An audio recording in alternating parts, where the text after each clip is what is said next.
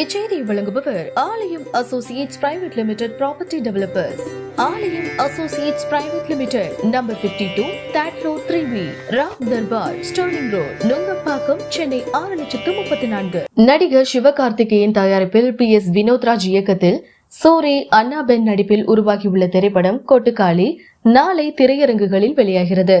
கொட்டுக்காளி திரைப்படம் Berlin, Canada என பல்வேறு திரைப்பட விழாக்களில் அங்கீகாரம் பெற்று சாதனை படைத்தது.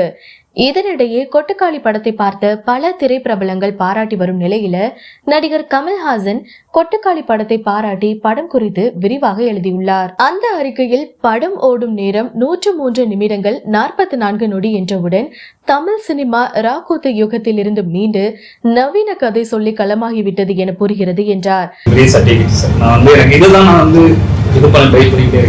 படத்தை நான் வந்து இதுக்குள்ள இதெல்லாம் பேசணும், இதெல்லாம் இருக்கு அப்படின்னு சொல்றேன். ஏன்னா நிஜமாவே சினிமா வந்து ஒரு தனி மொழி, அது வருது உங்களுக்கு, அதனால அதை நிறுத்திடக்கூடாது.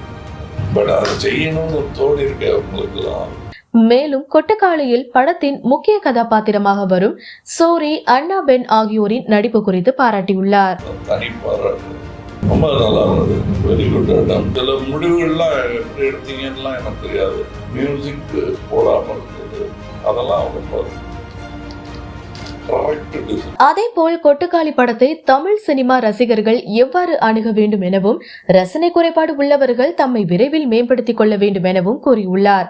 கொட்டுக்காளி படம் குறித்து கமல்ஹாசன் வெளியிட்டுள்ள இந்த அறிக்கை சமூக வலைதளங்களில் பேசு பொருளாகியுள்ளது.